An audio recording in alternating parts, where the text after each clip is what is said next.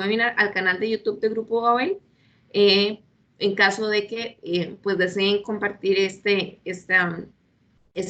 webinar a otras personas. Pues comentarles un poco brevemente, Grupo Babel es una empresa especializada en lo que es implementación de servicios y soluciones de transformación digital. Ya tenemos 18 años en el mercado. Y nos encontramos en diferentes sedes regionales. Acá en Costa Rica está nuestra casa matriz. También tenemos sede regional en Panamá, en Guatemala, El Salvador, República Dominicana y México. Básicamente este webinar es una iniciativa por parte de una alianza, de la alianza que tenemos como Update, como empresa especializada en temas de seguridad. Entonces, pues la persona encargada de hacer el webinar el día de hoy es el señor Gabriel Ferrari, Sales Engineer de Update. Entonces, pues le doy el pase a Gabriel, quien se encargará de darles toda la explicación técnica y de comentarles un poco más a profundidad sobre Update. Muchas gracias, Bárbara. Muchas gracias a todos por el tiempo. Bueno, vamos a comenzar entonces con esta presentación.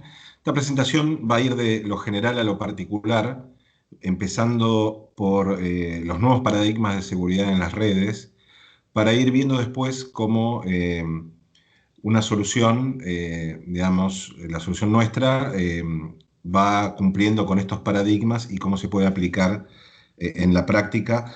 Vamos a ver varios casos de uso, pero nos vamos a concentrar en el caso de uso de acceso remoto, que es el que, como comentaba Bárbara al principio, está, digamos, más solicitado o está más en boga últimamente debido a la contingencia actual de la pandemia.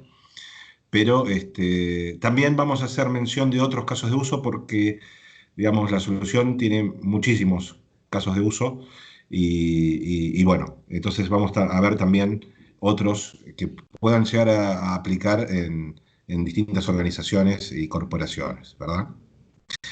Entonces, como les comentábamos, vamos a empezar con los dos paradigmas, digamos, más modernos de la seguridad en las redes, Zero Trust y Software Defined Perimeter, para después ir pasando un poco a la solución nuestra y a los casos de uso.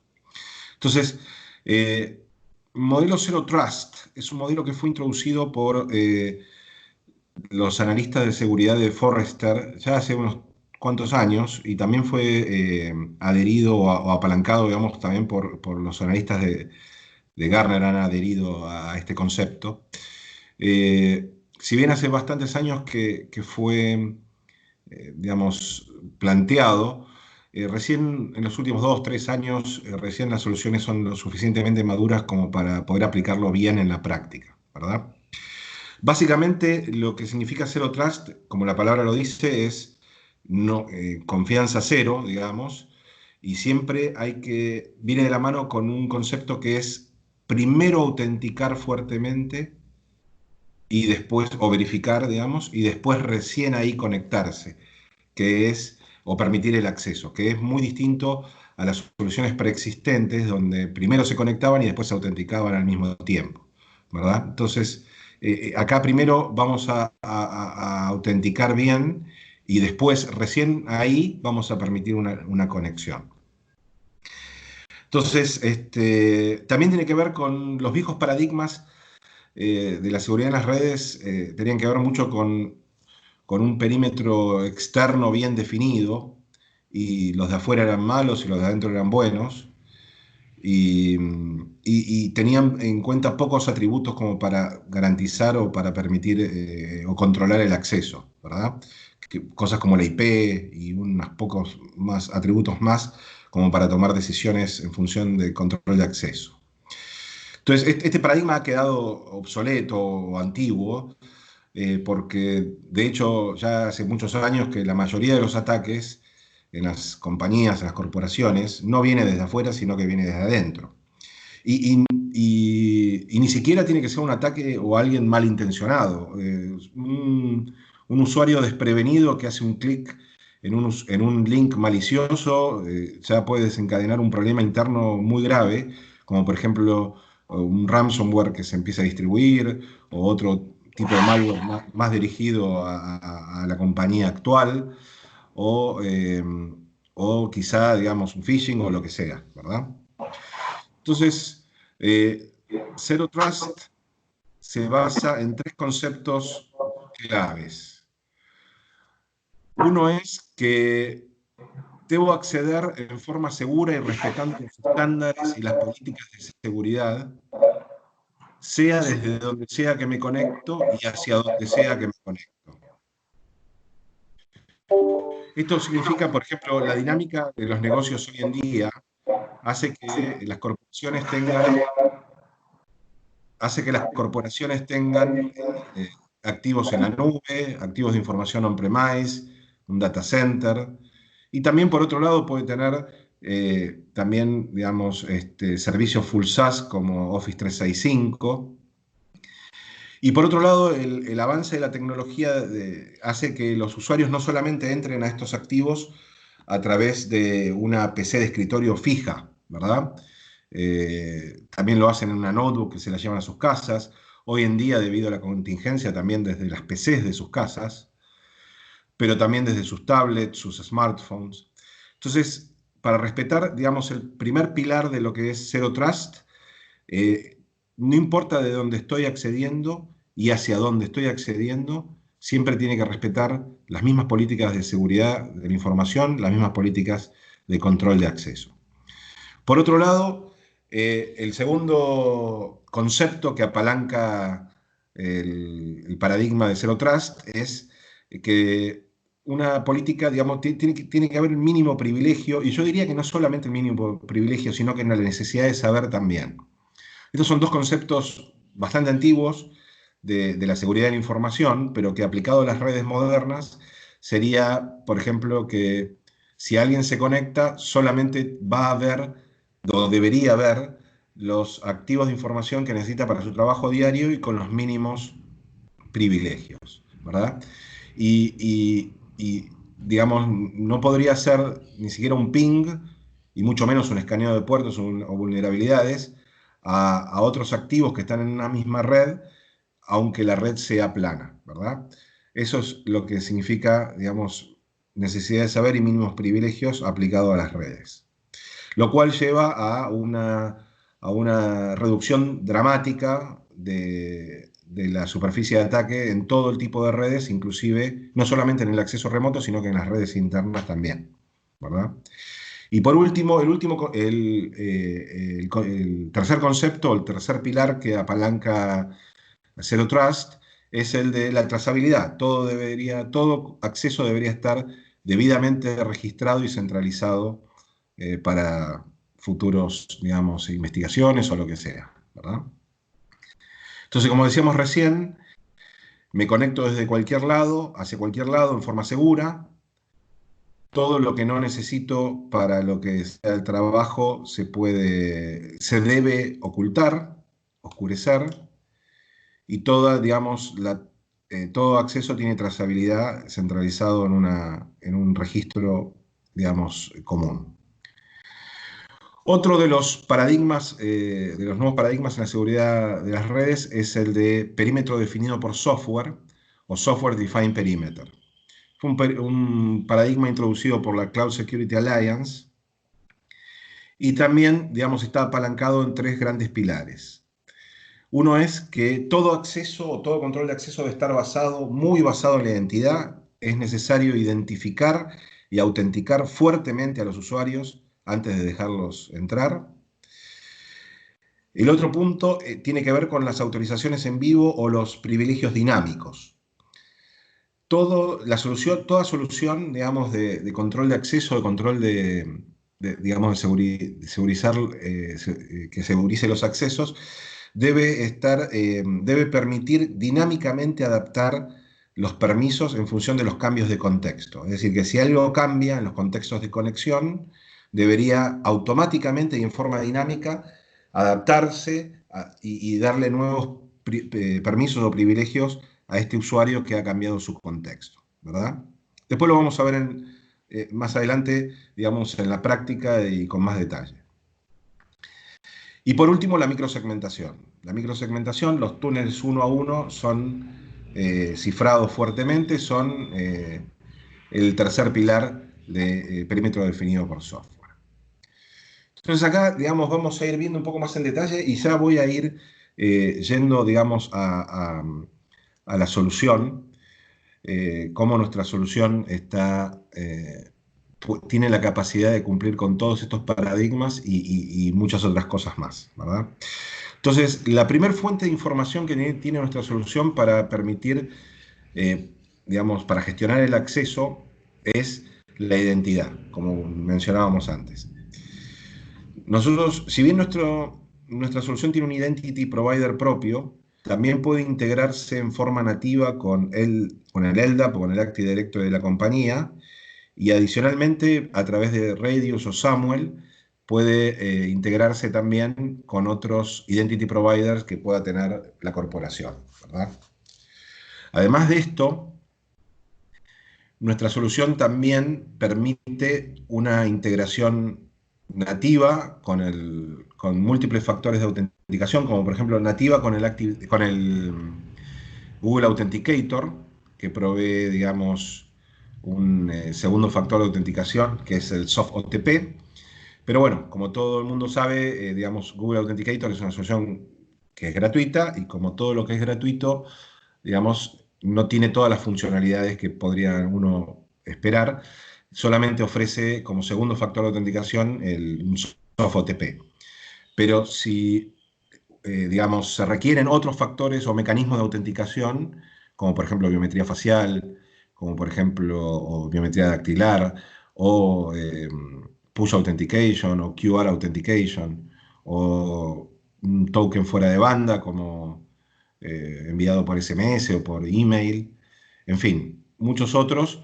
Nuestra solución permite, digamos, integrarse con otros frameworks de autenticación multifactorial en forma, digamos, a través de Radius, y permitiría también, digamos, el acceso a estos mecanismos de autenticación. Perfecto. Acá entonces cerramos el primer, digamos, punto, una autenticación muy fuerte del usuario, basada en Identity Provider, basada en múltiples factores de autenticación, que es lo primero que tiene en cuenta nuestra solución para permitir el acceso. Ahora pasemos al segundo gran grupo, digamos, de información o fuente de información para tomar decisiones acerca del acceso. Y acá vamos a hablar de postura de seguridad del dispositivo. Entonces, nuestra solución tiene en forma nativa y muy fácil de configurar, con un solo clic, la capacidad de ver muchísimas cosas de la postura de seguridad de los dispositivos que tenga el usuario, como por ejemplo si tiene el firewall de host levantado, si tiene el antivirus corriendo, si el antivirus está actualizado, si el sistema operativo está actualizado, si se está corriendo un cierto proceso o un cierto servicio, si existe una entrada determinada en la registry, si, digamos, existe un archivo determinado en un path determinado, en un camino determinado con un cierto hash. Además de eso podemos ver la geolocalización. Además de eso podemos ver el tipo de sistema operativo, el idioma del sistema operativo. Si, y además de todo eso, si la MAC address o el hostname del dispositivo, también de esta manera podemos atar el acceso de un usuario determinado a una lista de MAC address o una lista de hostnames, solamente permitiéndole utilizar ciertos dispositivos que ya tengo, digamos, conocidos, que son de ese usuario en particular, ¿verdad? Y acá hay muchos casos de uso. Por ejemplo, para acceso remoto, digamos, ahora no por la contingencia, pero un cliente nos había mencionado que para ellos era importante la geolocalización porque sus directivos viajaban mucho a otros países. Bueno, en este momento no, pero en ese momento sí. Y por ejemplo iban a China o a la India, y entonces necesitaban, digamos, la geolocalización le hacía sentido también como control de acceso, y combinada con otra cosa, porque por ejemplo, si venía, digamos, alguien, una conexión desde China, por ejemplo, todo bien, pero si además el sistema operativo estaba en chino, ahí ya era, digamos, un factor de riesgo, porque los directivos de esta compañía solamente tenían sistemas operativos en español o en inglés, ¿verdad? Y entonces, eso, bueno, ese es un punto, o si no también la geolocalización, otro caso de uso que nos han dado otro cliente, digamos, tenía un tercero que desarrollaba para ellos y para ellos era muy importante, digamos, que estuvieran geolocalizados en cierta ciudad los desarrolladores y que no fueran de otra ciudad o de otro país, ¿verdad? Más allá de los controles de postura de seguridad que estuvimos hablando. Volviendo un poco al tema de postura de seguridad, acá nosotros hacemos la siguiente, digamos, nosotros decimos lo siguiente. Como nuestra solución puede cubrir, más allá de todas las otras bondades y funcionalidades que tiene nuestra solución, que vamos a ir viendo de a poco, nuestra solución puede cubrir el 99% de los casos de uso de NAC y además extender NAC hacia otros entornos. Entonces, digamos, la postura nuestra ahí es si, una empresa o una corporación, digamos, ya invirtió en NAC y ya tiene un NAC funcionando, obviamente no lo va a descartar. Pero entonces ahí nuestra posición con esta solución es que esta solución puede extender el NAC, el Network Access Control, a lugares donde NAC no llega. Por ejemplo, al acceso remoto, entre ellos. Por ejemplo, a la nube. Nuestra solución es, digamos, nativa en en todas las nubes. Somos Premium Partner de AWS, de Azure, de Google. También puede llevar el concepto de postura de seguridad a otros lugares donde NAC no llega, como por ejemplo los entornos virtualizados o a las redes SCADA. Nosotros tenemos digamos, un componente que después vamos a nombrarlo para proteger redes SCADA, redes de producción o redes de cajeros automáticos o lo que sea donde no se pueda instalar un agente, ¿verdad? Entonces nosotros podemos extender este criterio de postura de seguridad a lugares donde NAC no llega, pero si la corporación aún no tuviera, digamos, un producto instalado o una solución instalada en NAC y está en los inicios de elegir una solución, nosotros decimos que nosotros somos una gran, digamos, alternativa, porque podemos, digamos, hacer el 99% de lo que hace un NAC y además somos mucho más económicos en la implementación. Nuestras implementaciones no son tan costosas ni en tiempo, ni en recursos humanos, ni en otro tipo de costos que pueda tener una implementación de NAC tradicional. No hay que tocar ningún elemento de red, con lo cual tampoco el impacto es mucho menor. Y permitimos ver, digamos, resultados mucho más rápidos con un total cost of ownership mucho menor y con un return of investment mucho mayor, ¿verdad? Pero bueno, cerrando este paréntesis de este capítulo, podemos decir que la postura de seguridad es la segunda gran fuente de información para tomar decisiones acerca del acceso. La tercera fuente de decisiones, de información, perdón, para hacer control de acceso es el tiempo. Si es un día laboral, si es un horario laboral, entonces podemos tomar también distintas decisiones y acomodar dinámicamente los permisos en función de esta tercera gran fuente de información. Y por último, y acá viene lo más importante, creo, de esta parte, y lo que abre un universo, todo un universo completo nuevo de posibilidades para esta solución, es que esta solución tiene un API que permite la integración con otras soluciones para darle, digamos, contexto a la conexión y tomar decisiones en función de este contexto también. Esta API es una API REST que funciona, digamos, las integraciones se hacen consumiendo web services, con lo cual es muy, muy fácil de hacerlo. Es fácil de integrar. Y permite cosas como, por ejemplo, un caso de uso que nos pasó, digamos, varias veces con distintos clientes, es lo podemos integrar vía este API con el sistema de ticketing de la compañía, por ejemplo, un ServiceNow o un Remedy, lo que sea, digamos.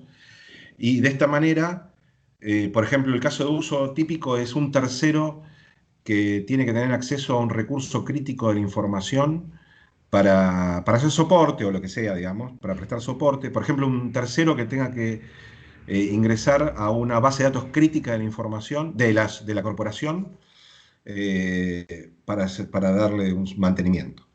Entonces, nosotros podemos hacerlo como decíamos antes, con el sistema de ticketing, y mientras el ticket está abierto, el acceso del tercero está habilitado.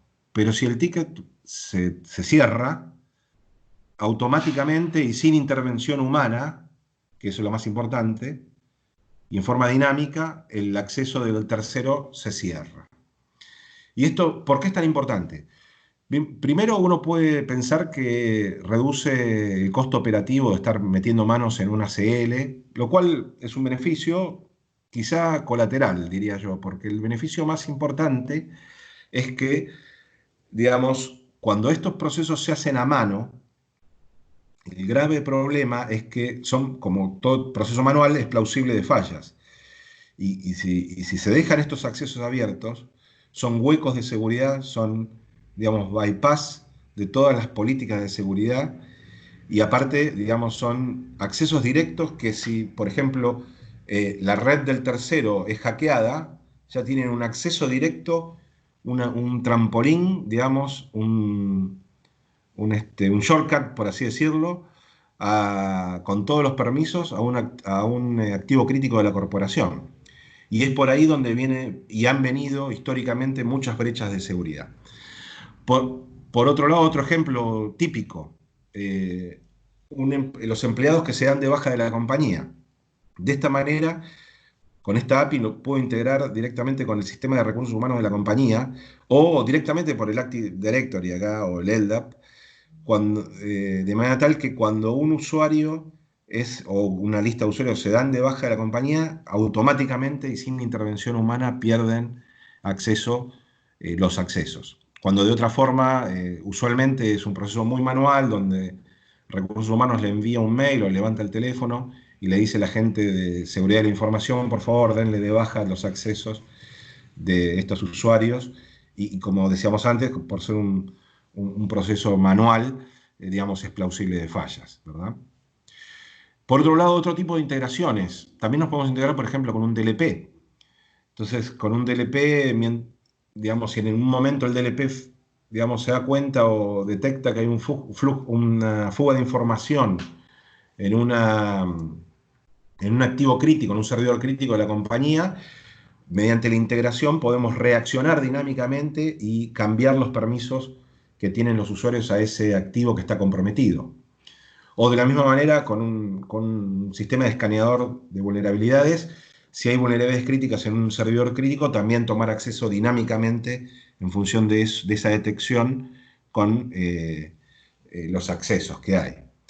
Otro caso de uso, y ya nombro este último, digamos, como para hacer rápidamente, si no nos extendemos muchísimo. Un grupo de desarrolladores puedo integrar el upgrade SDP con un sistema de workflow, donde yo estoy llevando, donde la compañía lleva los proyectos, ¿no?, de desarrollo. Entonces, mientras estemos en fase de desarrollo, permito automáticamente a los desarrolladores entrar al entorno de desarrollo. Pero cuando el workflow ya avanzó y pasó a la etapa de testing, por así decirlo, inmediatamente y en forma automática y sin intervención humana, sin estar tocando ACLs, digamos, cierro el acceso de los desarrolladores al entorno de desarrollo y se abre el acceso de los testers al entorno de certificación o de testing, ¿verdad? Pero bueno, así como les decía antes, esto da lugar a la imaginación y da lugar a muchísimas integraciones que se puedan ocurrir y cómo potenciar el control de acceso en función de otros sistemas, ¿verdad? Entonces, volviendo un poco a la teoría, ¿tiene tal IP que entrar a tal otro IP? Esas son el tipo de preguntas que nos hacíamos antes con los viejos paradigmas y nos lo planteábamos en términos demasiado binarios, sí o no, y demasiado estáticos en función de ACLs, ¿verdad?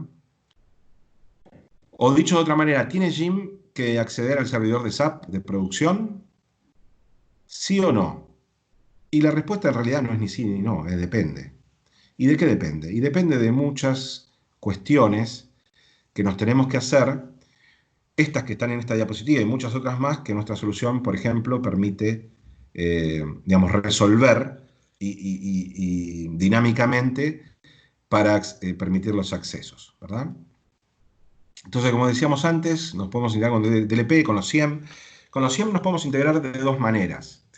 Una manera es, como decíamos antes, con el API, donde si el SIEM detecta algún patrón extraño, un cierto activo de información, nos puede informar y nosotros dinámicamente vamos cambiando los permisos a ese activo de información.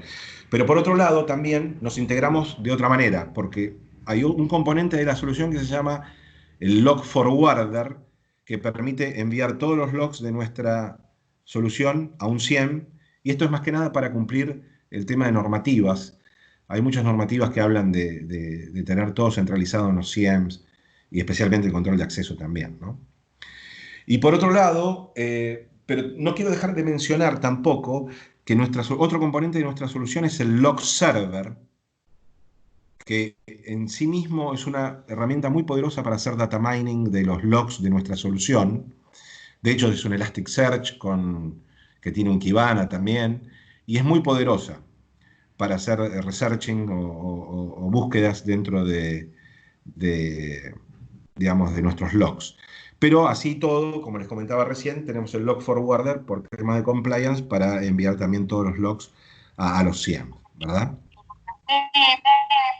Tenga su copa a un ladito y también se esté maquillando.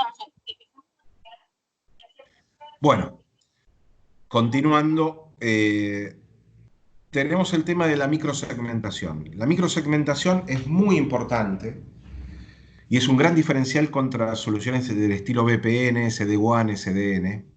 Bueno, SD-WAN y SDN están un poco justificadas porque son más soluciones de conectividad que en realidad que de seguridad, ¿no? Pero VPN, bueno, VPN por ser una tecnología muy antigua, no utiliza, digamos, microsegmentación. El principal beneficio de la microsegmentación es que nos va a asegurar que un usuario va a acceder solamente al recurso que nosotros le permitimos, al recurso remoto que nosotros le permitimos, y que no va a poder hacer movimientos este-oeste o movimientos laterales dentro de la red donde se encuentra ese recurso que nosotros le permitimos, aunque esta red no tenga los debidos controles de segmentación. Por ejemplo, si es una DMZ, no va a poder el usuario, utilizando microsegmentación, moverse a otros servidores de esa DMZ, porque nos va a asegurar la conexión punto a punto. Eso es muy importante porque en las VPNs eso no sucede, digamos, generalmente. Si no hay un buen control de segmentación del otro lado, cuando las VPNs nos da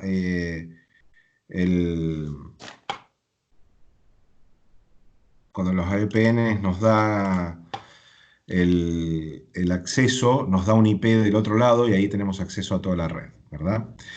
Otro punto importante y otra diferencia importante con las VPNs y con SD-WAN y SDN también, es que las soluciones de microsegmentación como la nuestra levanta un microtúnel por cada conexión y cada microtúnel tiene una criptografía en paralelo, independiente entre sí, con lo cual para tener acceso a los N flujos de información debemos romper los N túneles, mientras que en las VPNs, rompiendo un único túnel, ven todos los N flujos. Esto es importante, si bien, digamos, ya es muy difícil romper un túnel, acá deberíamos romper N túneles, lo cual es exponencialmente más difícil. Vamos, solamente como dato, digamos, nuestra solución utiliza en cada túnel el estado del arte de la criptografía comercial, que usa TLS 1.2 con AES 512 y SHA 512, ¿verdad? Otra diferencia importante que hay respecto de las VPNs es que, digamos, como acá aseguramos la microsegmentación punto a punto, cualquier sniffer que se ponga antes, después, lo que pasa con las VPNs es que si yo pongo un sniffer después del terminador de VPN, digamos, ahí voy a poder ver todo el tráfico en texto claro, mientras que acá no va a poder ser visto. Bien, entonces acá tenemos un ejemplo de cómo nuestra solución permite acceder a los usuarios a los recursos. Entonces, es como, digamos, nuestra solución arma como una red local propia de cada grupo de usuarios o de cada usuario, donde ellos van a ver todos los recursos al mismo tiempo, estén donde estén en la nube, estén en el data center, al mismo tiempo, y va a oscurecer y no va a permitir ver todos los otros recursos, estén donde estén, eh, que no necesitan para su trabajo diario. Entonces acá, por ejemplo, y acá hay una gran diferencia también con las VPNs para el acceso remoto, que es, por ejemplo, Jaime o el grupo de sistemas, que tiene que acceder a recursos de información en la nube y recursos de información en el data center. Si se manejara con unas VPNs, Jaime y el grupo de sistemas debería tener dos VPNs, una para acceder a la nube y otra para acceder al data center. Y más allá del costo de la licencia de tener NVPNs para acceso remoto o la complejidad de los ACLs que esto puede plantear dentro de la administración de las VPNs y además de todo eso, bueno, y el costo, ¿no? El costo operativo asociado que se hace grande. Más allá de eso, acá hay una gran ventaja a nivel del trabajo diario y de la operación de los grupos de trabajo, a nivel de los grupos de trabajo, no solo del grupo de seguridad de la información. ¿Por qué? ¿Y por qué? ¿Por qué? Porque, digamos, si fueran unas VPNs, como decíamos antes, tendríamos que tener dos. Y primero Jaime se tiene que conectar con una VPN a la nube, hacer todos los trabajos que tenga que hacer en la nube, desconectarse de esa VPN, conectarse al data center por la otra VPN, hacer todos los trabajos que tiene que hacer en el data center y si tiene que volver a trabajar con la nube, desconectarse de uno y conectarse al otro. Y si tiene que trabajar con dos activos a la vez, que sea uno de la nube y otro del data center, no puede. No lo puede hacer. Está imposibilitado de hacerlo, digamos, tecnológicamente. En cambio, con nuestra solución, se conecta transparentemente una única vez y tiene acceso a todos los recursos al mismo tiempo, porque nuestra solución se encarga de rutear dinámicamente hacia los gateways que estén en cada uno de los sitios, y todo eso es transparente para el usuario y no pierde tiempo y puede estar trabajando con todos los activos a la vez, ¿verdad? Entonces, bueno, nuestra solución es única en muchos sentidos. Nuestra solución es única, y acá tengo que decir la frase completa, es la única solución en el mercado que apalanca los tres paradigmas de seguridad en las redes, los nuevos paradigmas de seguridad en las redes, perímetro definido por software, zero trust y microsegmentación, en todos los entornos con una única solución. Y decía, tengo que decir la frase completa, ¿por qué? Porque hay otros fabricantes por ahí que, digamos, tienen una solución que apalanca los tres conceptos, los tres paradigmas, pero solamente aplican a un entorno, nada más, a entorno de virtualización, nada más. Y no se hacen extensivos, como nosotros, a entornos en la nube, en el acceso remoto o en el SCADA, en las redes SCADA o redes de producción, o la virtualización misma también. Por otro lado, otros fabricantes lo hacen en, diría yo, casi todos los entornos, no estoy tan seguro si lo hacen en redes SCADA, pero digamos que en casi todos los entornos, pero en lugar de hacerlo con una única solución, tienen que instalar una suite, al menos 4 productos, 4 soluciones, que ustedes saben significa 4 consolas, 4 veces el costo operativo de mantener la solución en el tiempo, ¿verdad? Nuestra solución es la única en utilizar el protocolo SPA o Single Packet Authorization, también llamado por knocking, que lo que hace es, digamos, asegurar que los componentes de la solución sean vistos solamente por los componentes de la solución. Y cualquier otra cosa que quiera hacer una conexión con algún componente de la solución no va a poder, con lo cual ahí hay un nivel de seguridad mayor. Y aparte se hacen inmunes a ataques del tipo escaneo de puertos o escaneo de vulnerabilidades, ¿verdad? Y por otro lado, nuestra solución es la única en el mercado de este tipo de soluciones que tiene la certificación Common Criteria. La certificación Common Criteria es una certificación que avala que el software en sí de nuestra solución es muy difícil, muy difícil de romper. Y esto es importante porque a nosotros se pidió, digamos, esta certificación porque muchas de nuestras soluciones a nivel mundial, digamos, en el hemisferio norte, son, digamos, gobierno federal. Y dentro del gobierno federal hay muchas agencias de seguridad. Entonces, las agencias de seguridad especialmente nos pidieron esta certificación y por el momento somos la única solución en el mercado que tiene esta certificación de este tipo de soluciones, ¿verdad? Bien, ahora vamos a pasar a ver un poco cómo funciona la solución.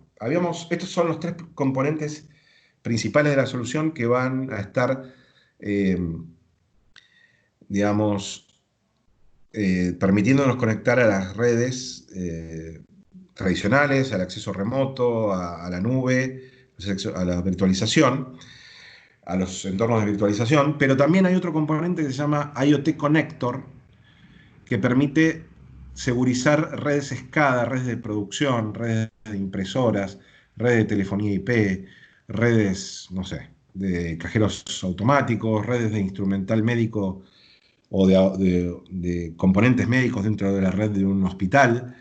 En fin, todo lo que hay que proteger y que no se pueda instalar un agente, ¿verdad? Entonces, nuestro IoT Connector es un componente que no lo vamos a ver acá, se puede hablar también una hora de ese componente por aparte, pero bueno, para tenerlo en cuenta que podemos, digamos, es otro componente. Vamos a hablar de estos tres que están en esta diapositiva. Entonces, por un lado, tenemos el cliente, que por el momento es un agente que se instala. Existe en Roadmap una versión clientless que se va a cargar como un plugin del browser y va a tener un poco menos de funcionalidad, pero bueno, va a servir para hacer más ágil el deployment. Sin embargo, hoy en día, digamos, es un agente que se instala. Se instala muy fácilmente, el deployment es muy fácil, permite la distribución masiva a través de, eh, digamos, herramientas de instalación remota, sin problema. Y se instala, digamos, en todas las versiones de desktop de Windows, todas las versiones de desktop de Linux, en Mac, en iOS, en Android, se pueden bajar directamente de los stores. Por otro lado, tenemos un controller y un gateway, que son appliances virtuales. Pueden estar todos en un mismo appliance o separados, dependiendo del caso y la topología que se quiera aplicar. El controller es el componente que va a estar recibiendo toda la información de contexto y va a estar tomando la decisión de los permisos dinámicos continuamente para darle a los usuarios en función de los contextos que van cambiando. Y el gateway es el que va a armar los microtúneles contra los recursos de información que necesite acceder las personas o los usuarios. Entonces, ¿qué sucede? Primero, por la utilización del protocolo SPA, estos componentes están invisibles a cualquier cosa que no sea un cliente ya enrolado. El enrolamiento es muy sencillo. Entonces, cuando un cliente lo contacta, ahí sí le va a responder. El cliente le va a estar enviando todos los claims de identidad, la postura de identidad, la postura de seguridad del dispositivo al controller. El controller va a tomar toda esa información, va a ver también qué hora es, si es horario laboral, día laboral, si va a haber contexto adentro de la institución a través del API, como decíamos antes, si el ticket está levantado, si el usuario sigue estando en la nómina, si digamos, hay vulnerabilidades en los servidores, cualquier otra cosa que queramos ver. Y en función de todo eso, lo que hace es le entrega al cliente un pasaporte, un ticket. Ese ticket, digamos, está firmado digitalmente, tiene un ID único, bueno, en fin, tiene todas las normas de seguridad y tiene los permisos y el ruteo dinámico que ese usuario necesita en función del contexto en ese momento. Pero lo que hace el controller, y acá no lo vamos a ver en la presentación, pero también el controller lo que hace es, al mismo tiempo que le envía toda esta información al cliente, también se la envía al gateway. Y le dice, ojo, te va a llegar un cliente tal, con una ID tal de token firmado digitalmente, que te va a estar pidiendo estos permisos dale solamente estos permisos, ¿no? Obviamente, hace un doble check. Entonces, cuando el cliente realmente llega, le envía ese pasaporte, ese token, el gateway ya lo va a estar esperando y realmente va a hacer un doble check entre lo que le llega del cliente y del controller, y eso realmente es lo que va a permitir, dándole una postura de seguridad mucho más alta a la solución, ¿verdad? Una cosa que acá es, digamos, por ahí podría pasar por desapercibido, digamos, pero es muy importante, no es trivial, y es, digamos, le da a la solución una seguridad por diseño y por arquitectura muy por encima de las soluciones VPN, por ejemplo, es que el canal, y el hecho es que el canal de autenticación está físicamente separado del canal de datos. Y eso hace lo que decíamos antes, más allá del doble check, que también es otro elemento de seguridad distintivo, esto hace que digamos, el sistema, la solución sea mucho más segura. ¿Y por qué se los digo? Se los digo porque ustedes saben que desde los anales de la VPN, y todos los años sucede, y le toca a todos los fabricantes, existen las vulnerabilidades de bypass. Entonces, lo que sucede ahí es que un cibercriminal se conecta con un terminador de VPN, le ejecuta una vulnerabilidad de bypass y ya está del otro lado con una IP del pool de IPs que se dan a los usuarios, digamos, y ya está dentro, ¿verdad? Este tipo de ataques de bypass es mucho más difícil, mucho más difícil de ejecutar eh, cuando el canal de autenticación está físicamente separado del canal de datos, que es lo que sucede con nuestra solución, ¿verdad? Bien, y ahora viene lo más importante de la solución. Y lo más importante es... perdón, antes que ir a lo más importante, una vez que se autentica de esta manera, recién ahí se arman los microtúneles, que como les decía antes son TLS 1.2, AES 512, ya 512, y una criptografía independiente por cada microtúnel, por cada conexión. Y ahora sí viene lo más importante, que esta solución lo que hace es continuamente reevaluar el contexto de conexión. Continuamente está evaluando si el contexto ha cambiado y en función de esos cambios puede reaccionar dinámicamente ajustando los permisos dinámicos. Y puede tomar varias también, según se defina, puede tomar varias acciones. Una acción puede ser remediar. Por ejemplo, se cayó el firewall de host del cliente. Entonces le dice, señor cliente, por favor, levante su firewall de host para poder seguir conectado, digamos, ¿no? O puede tomar otro tipo de acciones, como por ejemplo, se hicieron después de las 18 horas. Entonces, señor usuario, por favor reingrese el usuario y contraseña porque son después de las 18 horas, o ponga un segundo factor, un mecanismo de autenticación de segundo factor. Por ejemplo, ingrese un OTP, de lo que sea, digamos, o simplemente ingrese en un text box que se le presenta. Por favor, se hicieron después de las 18 horas, ingrese el motivo por el cual está trabajando después de las 18 horas. O varias cosas a la vez, como uno lo defina. O directamente puede ser también cortar la conexión. En el caso, por ejemplo, el ticket se cerró, se le cierra la conexión al tercero, la persona fue dado de baja de la compañía, se le cierra la conexión a la persona que fue dado de baja de la compañía, ¿verdad? Bien. También la solución tiene agentes de servidores. Y estos agentes de servidores sirven para controlar el acceso este-oeste, el control de acceso entre servidores, controlar el movimiento lateral o el movimiento este-oeste, ¿verdad? Estos agentes se instalan como un servicio, de manera tal que nadie se tiene que loguear y si se reinicia el servidor, se reinicia el servicio y todo, ¿no?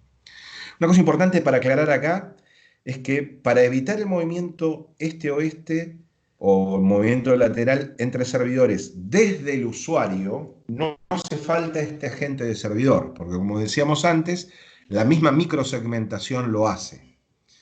Entonces, digamos, agente está más centrado, por ejemplo, un caso de uso es cuando hay un acceso de usuarios privilegiados que no solamente consumen servicios, sino que tienen acceso administrativo. Y, por ejemplo, se conectan por SSH a servidores Linux o por RDP a servidores Windows y tienen acceso administrativo. Entonces, desde ahí tienen acceso administrativo a otros servidores de la misma DMZ. Ahí sí hay que aplicar este agente para que a estos servidores que son llamados de bastión generalmente, para evitar el movimiento lateral entre servidores y el control de acceso entre servidores. Es uno de los casos de uso, digamos, para este tipo de agentes, ¿verdad? Una cosa muy interesante de nuestra solución y muy, muy poderosa es que nuestra solución tiene una funcionalidad de ring fence, que es una especie de, por así decirlo, un firewall de host dinámico que implementan los agentes. Y este firewall de host puede cambiar dinámicamente, sin intervención humana, sin tocar ninguna CL, en función a lo que estoy conectado. Y esto es muy útil para ciertas normativas, por ejemplo, para PCI DSS. PCI DSS dice que si alguien está conectado al cardholder environment o al entorno de datos de tarjeta viente, no debería estar conectado al mismo tiempo a ningún otro lugar. Entonces, mediante el ring fence, nosotros podemos detectar dinámicamente que esta persona o este cliente o este usuario está conectado al entorno de datos de tarjeta viente y entonces le cerramos todos los accesos a otro lado y aplicamos estas políticas de firewall de host bien restrictivas que después, cuando este usuario se desconecta del entorno de datos de tarjeta viente, cambian dinámicamente y, por ejemplo, le podemos aplicar otras, digamos, reglas de firewall de host mucho más laxas, ¿verdad? Bien, casos de uso, como les decíamos, hay muchísimos. No solamente el acceso remoto, que estuvimos hablando mucho en esta presentación, pero, por ejemplo, acá dice migración en la nube, y yo no diría solamente migración en la nube, sino que quizá la migración a la nube sea el momento más crítico. Pero lo que sucede es que el CISO, cuando se junta, arma el comité, digamos, de seguridad y define una política de seguridad y una política de control de acceso dentro de la política de seguridad, sucede que esas políticas son totalmente teóricas y son agnósticas de la infraestructura. Entonces, hasta ahí todo bien, pero después el CISO se da vuelta, tiene con la política de seguridad de la información en la mano y empieza a ver que tiene algunos activos de información en Azure, otros en AWS, otros en la de Google, otros activos en el data center, otros en un colocation, en un servicio de colocation. Y aparte tiene servicios full SaaS como Office 365, como Google Drive. ¿Y cómo le aplica la misma política de seguridad a todos? Ahí es realmente donde se le complica.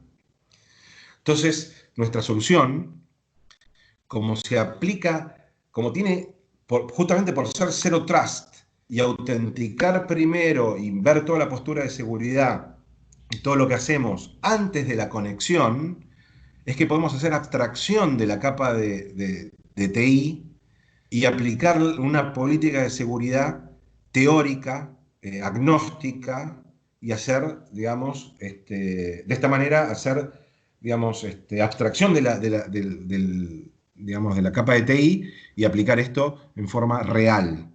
Y le solucionamos de esta manera al CISO muchísimos problemas de compliance generalmente. No solamente de compliance con su propia política de seguridad interna, sino también de compliance con otras normativas, ¿verdad? Bueno, habilitar DevOps. No solamente hacer el DevOps más seguro, sino más efectivo, por todo lo que vimos antes.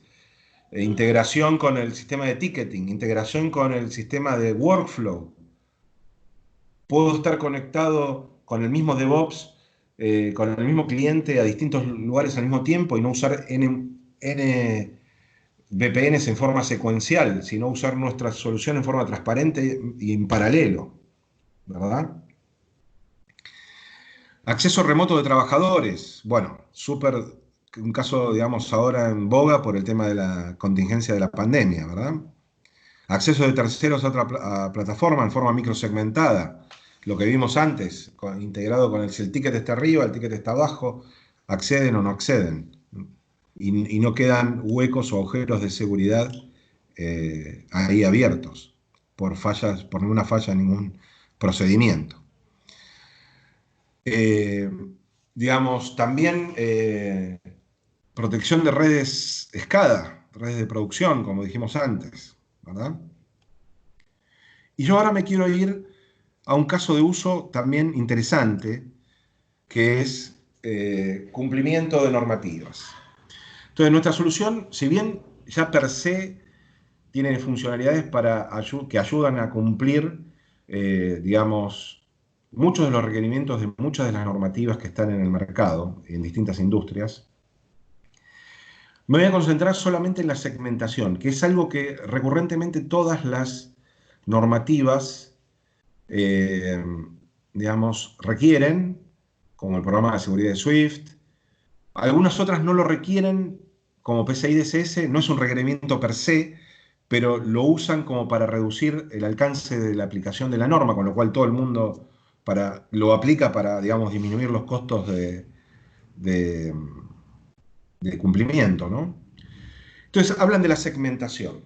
Lo que sí tienen en común todas estas normativas o programas de seguridad es que, digamos, son agnósticas en respecto a cómo el cliente vaya a implementar la segmentación. Tienes algunas normas de cómo implementarlas, pero, dice, usted lo puede aplicar de cualquier manera. Entonces, a primera vista, alguien puede pensar, digamos, quizá a priori sea una buena idea, pero ahora vamos a ver que a la larga no es tan buena, se hace muy caro mantenerlo en el tiempo y a veces imposible de aplicar.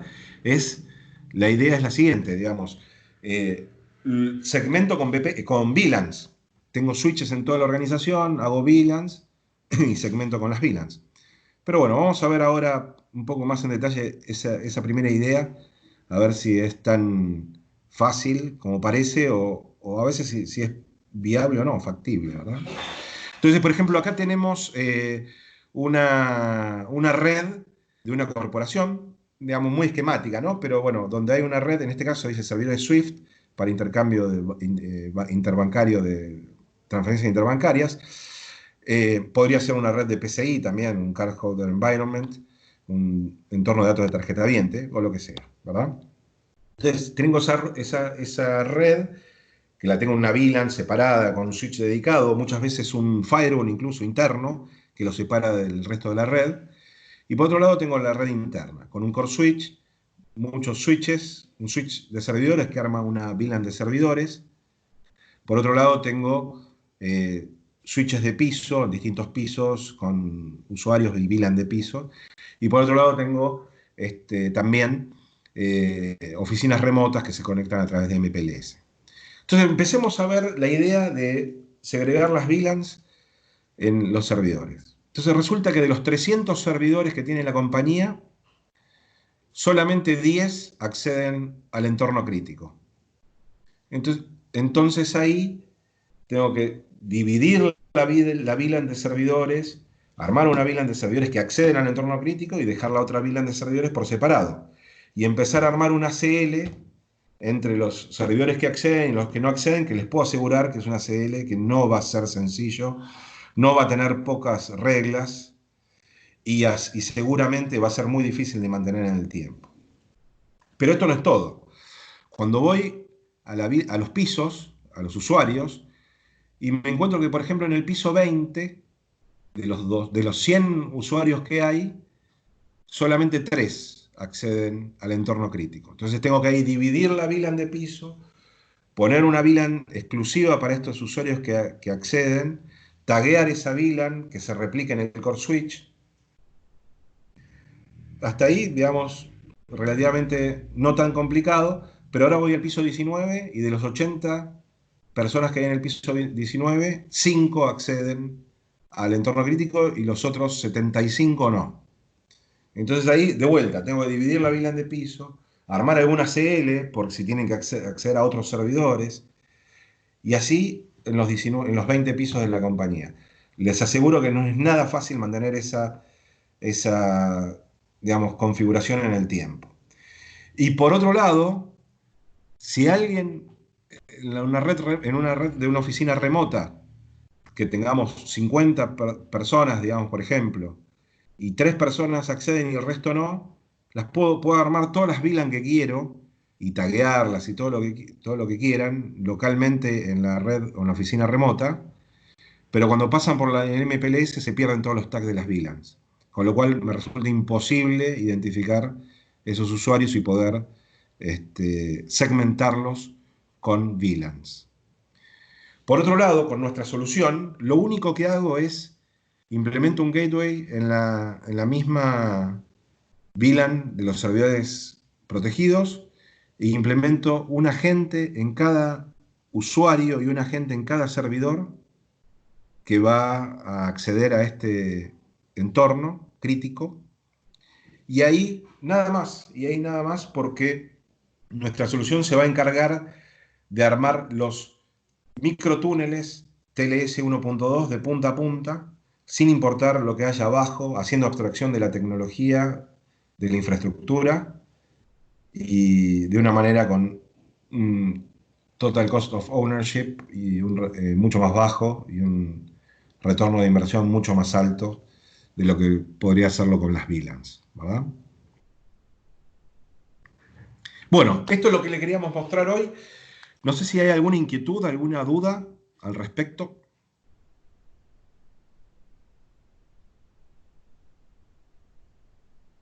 Justo una hora, lo hicimos en tiempo.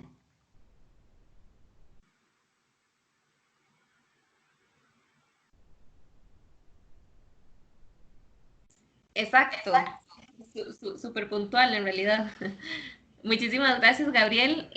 Yo creo que más que todo la solicitud es, em, más que todo la solicitud es que podamos subir el webinar a nuestras redes sociales para que puedan acceder a ellos. Esto para las diferentes personas que no se pudieron conectar. Entonces, yo creo que estaríamos hasta acá. Nos doy muchísimas gracias a las personas que pudieron unirse. Y muchísimas gracias a ustedes, a Gabriel y al equipo de Upgate por pues, darnos este webinar tan interesante y básicamente que viene a solventar una necesidad que muchas empresas tienen actualmente. Entonces, yo me encargaré de subir el webinar a las redes sociales y lo estaré enviando vía correo electrónico. Muchísimas gracias.